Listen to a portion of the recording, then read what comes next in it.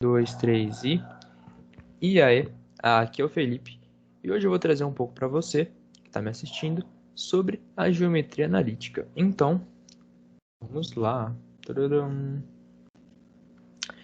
A geometria analítica, ela é uma parte da matemática que estuda as figuras geométricas, como os pontos, as retas, as circunferências, os polígonos, etc. E a geometria analítica, ela vai realizar esse estudo por meio de equações, sistemas de equações, inequações e etc. Aqui eu trouxe um mapa para ilustrar a geometria analítica, porque o mapa, ele nada mais é do que um sistema de eixos que se cruzam. E onde esses eixos se cruzam, vão ser determinados os endereços da Terra.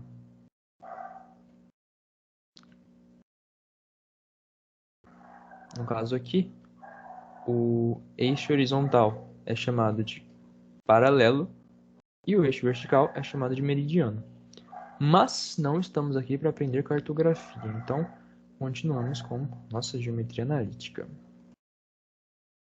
Plano cartesiano. No plano cartesiano, a gente considera dois eixos. Eixos nada mais são do que retas com uma orientação.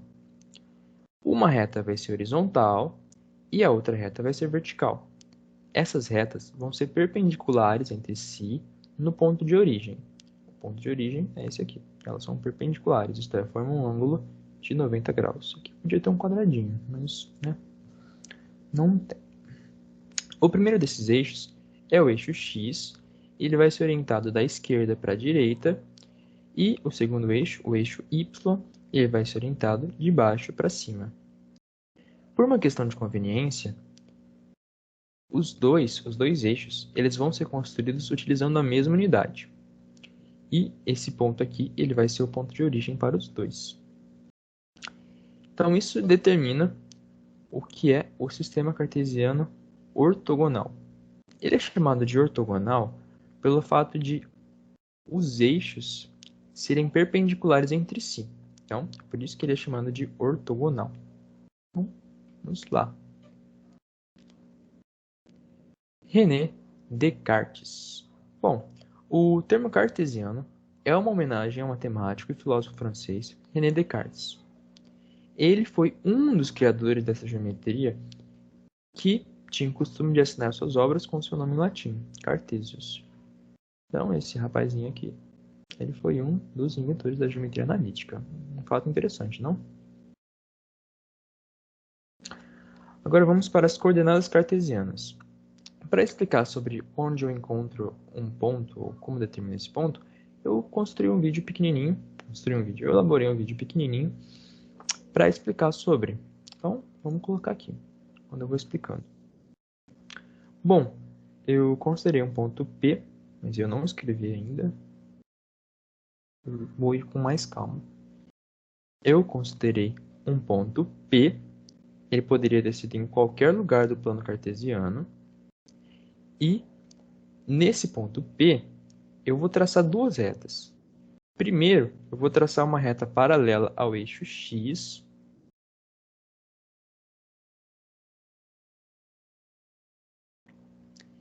E depois eu vou traçar uma reta paralela ao eixo Y.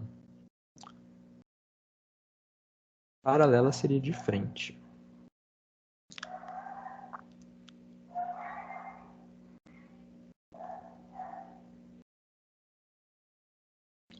No ponto de intersecção, isto é, onde essas retas se cruzaram, a gente vai encontrar dois números. O primeiro no eixo X e o segundo no eixo Y.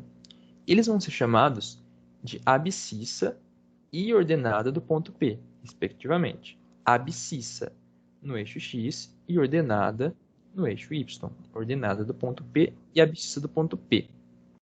Essas vão ser as coordenadas cartesianas do ponto P.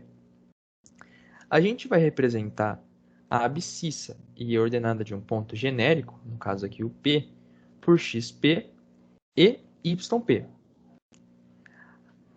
Um fato interessante é que a gente pode associar qualquer ponto do plano cartesiano a um único par ordenado, dado aqui por primeiro o número da abscissa e depois o número da ordenada. Ou, nessa construção, P ordenada abscissa. Primeiro, ordenada de P, depois a abscissa de P. Não, peraí, confundi. Primeiro, a abscissa de P, depois ordenada de P.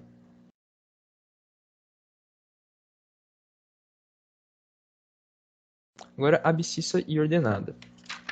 Aqui é uma parte bem simples de explicar, já até foi explicado. A abscissa nada mais é do que o número que vai indicar a posição do ponto em relação ao eixo X. Por isso que o eixo X, por isso que o eixo X vai ser chamado de eixo das abscissas e uma ordenada vai ser o número que indica a posição do ponto em relação ao eixo Y. Por isso que o eixo Y é chamado de eixo das ordenadas. E por último, eu vou explicar sobre os quadrantes. Os eixos X e Y, eles vão formar 4 ângulos retos, todos com vértices aqui na mesma origem.